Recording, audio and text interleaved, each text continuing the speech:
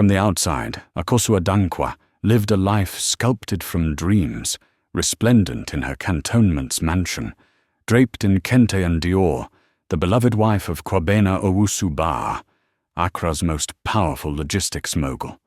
Every charity gala, every headline praised their elegance, their unity. But Akosua felt the distance grow like a cold draught in her silk-lined home. Late-night business calls, cancelled trips, the way he no longer touched her hand during Sunday brunch. One Harmattan evening, she stepped into Kwabena's private study, searching for her missing tablet. Instead, she found a second phone hidden behind a stack of company files. It wasn't just a backup. It was encrypted, loaded with messages, blurred photos of a woman and a child, and transaction logs to a hidden account. Her throat tightened. Who were they? She sat frozen on the velvet stool, her eyes scanning messages that shattered her world. A name repeated often. Ezi. A child's face, bright, wide-eyed, and painfully familiar. A boy barely 6, with Kwabena's unmistakable smile. Her fingers trembled as she swiped through photos she was never meant to see. That night, while Kwabena slept beside her, Akosua stared at the ceiling fan spinning slowly above her. Was her marriage real, or had she been a well-dressed prop in a legacy game? She knew then. Something was broken, and it began with a boy she'd never met, yet who looked just like her husband. Kwabena Owusu-Baa built his empire with precision. Every handshake calculated, every headline curated. In his world, power wasn't inherited. It was orchestrated. His companies ran like a freight train across West Africa. To the press, he was a patriotic mogul. To the powerful, a necessary devil. To Akosua, he was the charming husband who kissed her forehead and said, "I'll be home late." But Kwabena had learned long ago that love was a luxury he couldn't afford, not when legacy was on the line. He married Akosua for her class, her network, her calm elegance. But after her miscarriage, hope for a bloodline flickered. His mother, Nana Efua, reminded him of the ancestral truth. Only a male heir born of his blood could inherit the Owusu-Baa fortune. That's when Essie reappeared, a woman from his past, now a teacher in Dansoman, carrying more than memories. She had a son, Kojo. Kwabena paid the bills, secured the house, arranged silence. Not out of love, but duty. Akosua could never know. She wouldn't understand. She believed in loyalty, in fairy tales. He believed in succession. He believed in control. When Akosua confronted him with the phone, he didn't panic. He turned cold. "You were never supposed to know," he said, voice like granite. He watched the pain etch across her face, but made no move to console her. Feelings were a distraction. Exposure was a threat. And now Akosua had become both. She would either return to silence or become his greatest mistake. Ezi Nyamekia rose before dawn in her small 2-bedroom flat in Dansoman. Kojo, her son, still slept, curled beneath a tattered Avenger's bedsheet, his breath soft, his dreams unbothered. She boiled water on a coal pot and prepared his breakfast cocoa and couscous. Her life was simple, dignified, but behind the quiet, she carried a heavy secret. 6 years ago, Kwabena Owusu-Baa returned to her life like a storm. They had once loved in the shadows, before his rise, before her heartbreak. When he found her again, she had just buried her mother and discovered she was pregnant. Kwabena didn't ask for the child, but once he saw Kojo, he didn't walk away either. Instead, he made promises. A new house, monthly support. Silence. Essie never told Kojo who his father was. "Your papa is far away," she'd say, brushing his hair, But you have me. You are loved. Kojo never asked much. He loved school, his sketchbook, and the red toy truck Kwabena had sent on his birthday. But recently things changed. A man in a suit had come asking questions.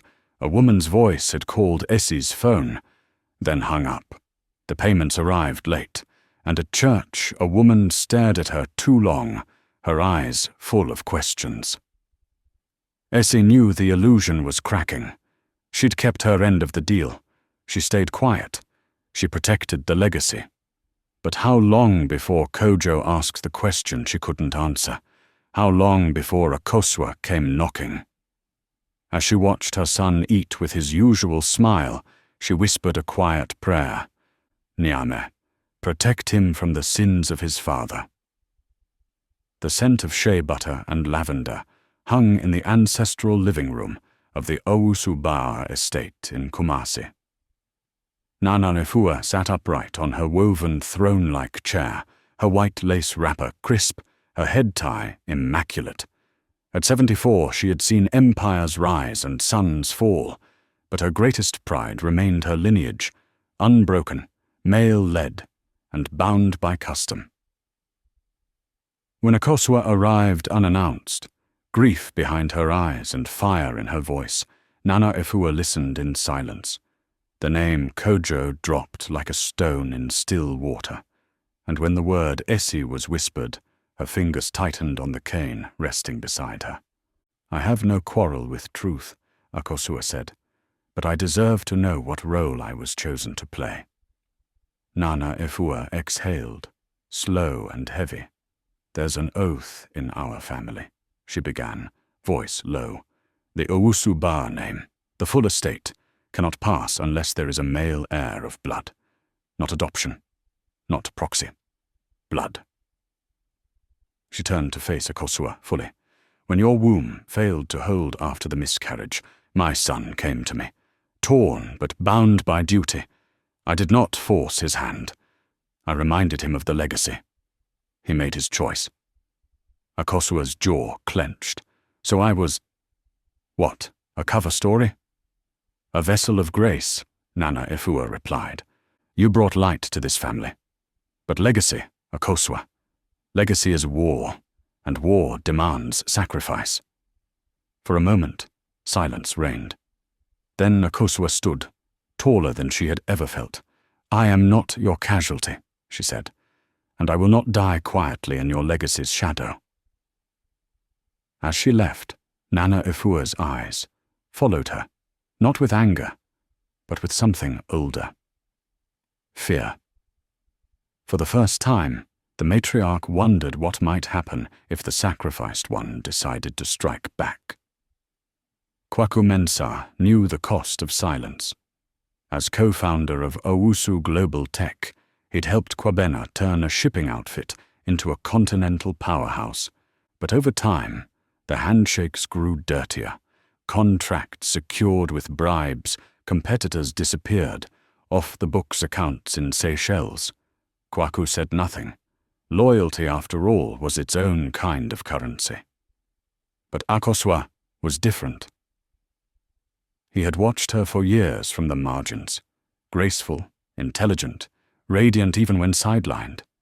He saw the way she smiled at events, her laughter muted, her eyes never truly joyful. And now she stood in his office, shattered but unbroken, demanding truth. They're watching me, she whispered. Kwabena won't confess, but I need proof, the kind that burns. Kwaku hesitated. Helping you could burn me too. Then we burn together, she replied. Something in him cracked. Perhaps it was guilt. Perhaps it was love. He opened the digital vault, password-protected folders hidden behind dummy files, shell companies, illegal transactions, ties to a trafficking ring masked under import, export. But that wasn't all. There was a property, offshore, registered in a shell name, Elmina Island, a retreat where Kwabena stored both physical documents and digital backups far from Ghanaian jurisdiction. You need to go there, Kwaku said, voice tight. What you'll find may destroy him. Akosua's eyes didn't flinch. That's the idea. As she turned to leave, Kwaku stopped her. If anything happens to you, I'll finish what you started. She paused, looked back, and said softly, Then pray I make it back. At the Ghana Herald office in Ridge, Adjoa Asare sifted through corruption stories like sand. Most ended in silence or sudden promotions. But when Akosua Dankwa walked in, wrapped in bold kente, with a flash drive in her clutch and fire in her eyes, Adjoa sat up straighter. This is not just a scandal, Akosua said.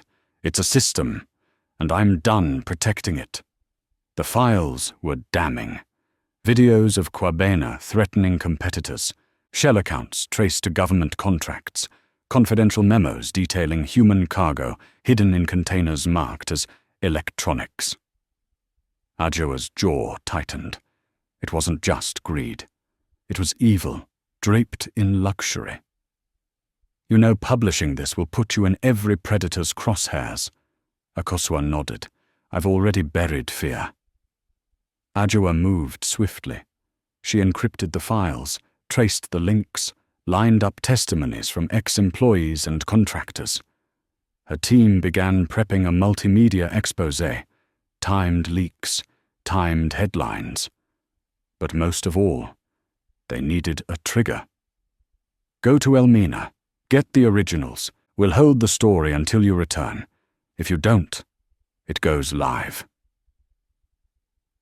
When Akosua left, Adjoa sat alone for a while, listening to the hum of the city through her window. Accra was full of women like Akosua, decorated, muted, dismissed. But not anymore. She pulled out her notebook and wrote the headline she would use if Akosua didn't return. Beneath the gold, the billionaire, the betrayal, and the woman who wouldn't stay silent. And underlined it twice. Kojo liked to draw. While other boys in Dansuman kicked plastic footballs down dusty lanes, he sketched houses, animals, and the sky. Always the sky. His favorite was a drawing of a big house with a mango tree in front, and a man in a suit standing beside a woman in a bright dress. He'd titled it, My Family, though no one ever asked who the man was.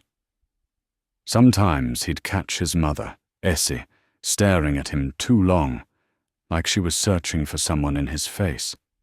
Mummy, he asked one morning, do I have a daddy? Essie knelt beside him. You have someone who helped make you. But he lives far away. Kojo nodded, not fully understanding. He didn't tell her about the man who sometimes waited in a black car across the road, or the time he heard her crying on the veranda late at night. He didn't know what fear was. Not yet. But he could feel it living in their house, like a quiet guest. One day, while packing his crayons, he found a photo half tucked into a drawer, a man in a navy agbada, smiling beside a woman in a golden gown. He turned it over. No names, no date. But he recognized the smile. It was his. Maybe that's me when I grow up, he whispered. Kojo didn't know he was the reason behind whispered arguments in boardrooms, late-night flights, and silenced headlines. He didn't know his name was written in hidden wills and forged certificates. All he knew was that one day he'd ask his mother the full truth, and he hoped deep down that whoever that man was would be brave enough to say, I'm your father. For now, he just drew, and in every picture the boy was never alone. The waves near Elmina lapped gently, masking the storm Akosua carried in her chest. The island villa was modest, but inside its locked cabinet were weapons more powerful than any bullet, hard drives, contracts, audio files, and a marriage certificate, dated before her own wedding, between Kwabena and Essie. She fell to her knees, wind choking her breath. She had not been betrayed. She had been orchestrated. When she returned to Accra, she didn't flinch. She walked into Kwabena's airport residential office dressed in white, a mourning color, but not for herself, for the man he used to be, and the empire he was about to lose. She dropped the flash drive on his mahogany desk. "You have two choices," she said. "A quiet divorce with a generous settlement, or I destroy everything." Kwabena laughed, cold, arrogant. "You're just a woman. No heir, no power, no name without mine." Akosua met his gaze. "Then let's see who the world believes." By nightfall, the Ghana Herald had published the first wave. Social media erupted. Board members resigned. Sponsors vanished. And the mighty Kwabena Owusu-Baa was summoned by police for questioning. His empire crumbled. His voice, once feared, was now a whisper in a prison cell. He sent her one final message: "You'll regret this."